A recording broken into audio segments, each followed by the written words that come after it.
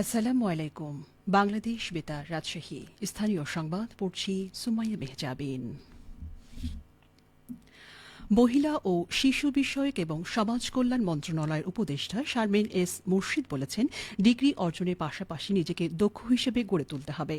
বর্তমান বিশ্বে ডিগ্রির পাশাপাশি দক্ষতার প্রয়োজন অপরিসীম।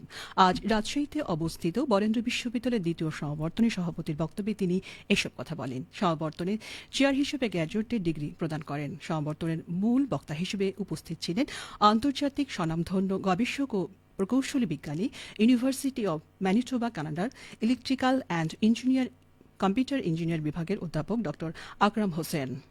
সকালে বরেন্দ্র বিশ্ববিদ্যালয় ক্যাম্পাসে বিশ্ববিদ্যালয়টির উপাচার্য প্রফেসর ড মোহাম্মদ খাদেমুল ইসলাম মোল্লার নেতৃত্বে শুরু হয় সমাবর্তন অনুষ্ঠান।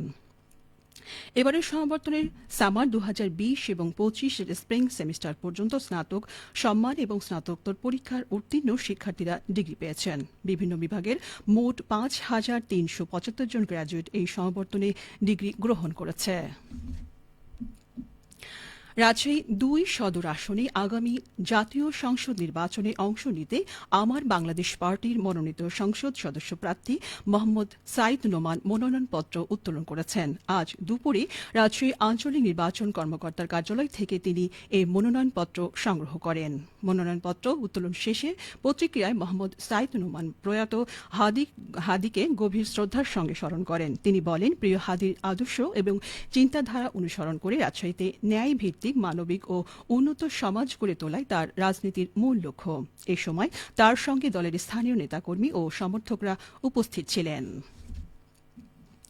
রাজশাহী তানোরে নলকূপে পরিত্যক্ত বোরিংয়ের কূপে পড়ে নিহত সাজিদের পরিবারকে 50,000 টাকা অনুদান দিয়েছে রাজশাহী 1 তানোর গোদাগাড়ি আসনে জামায়াত ইসলামী মনোনীত সংসদ সদস্য প্রার্থী সাবেক এমপি জামায়াতের কেন্দ্রীয় নায়েম আমির অধ্যাপক মুজিবুর রহমান।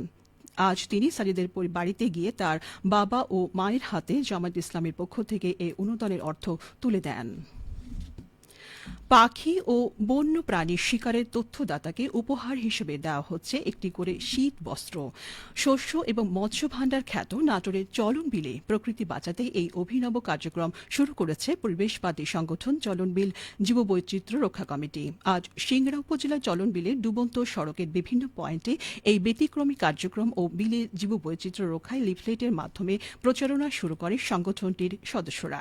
কর্মসূচিতে অংশগ্রহণ করেন সংগঠনের সভাপতি অধ্যাপক আখতারুজ্জামান এবং সাধারণ সম্পাদক সাইফুল ইসলাম সহ সংগঠনের অন্যান্য সদস্যবৃন্দ।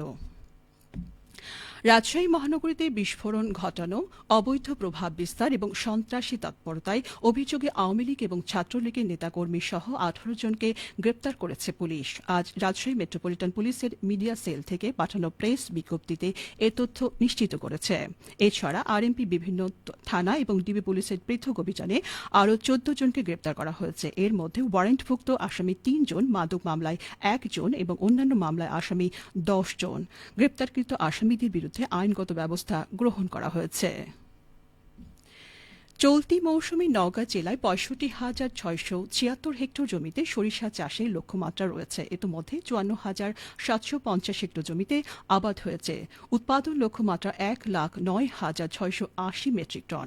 এ থেকে 43,870 মেট্রিক টন তেল উৎপাদন হবে বলে আশা করা হচ্ছে। কৃষি বিভাগ জানিয়েছেন, জেলার সরিষার আবাদ বাড়াতে জেলার 52,000 কৃষককে প্রতি 1 বিঘা জমির বিপরীতে সরকারি প্রণোদনার আওতায় বিনামূল্যে 1 কেজি বীজ, 10 কেজি এমওপি সার এবং 10 কেজি ডিএপি সার প্রদান করা হয়েছে। নওগাঁ জেলা কৃষি সম্প্রসারণ অধিদপ্তর উপপরিচালক হুমায়রা মণ্ডল বলেন, বিগত কয়েক বছর ধরে এই অঞ্চলের চাষিরা অর্থনৈতিকভাবে লাভবান হওয়ায় সরিষা চাষে ঝুঁকছেন। চলতি মৌসুমে উৎপাদন লক্ষ্যমাত্রা পূরণের আশা করা হচ্ছে।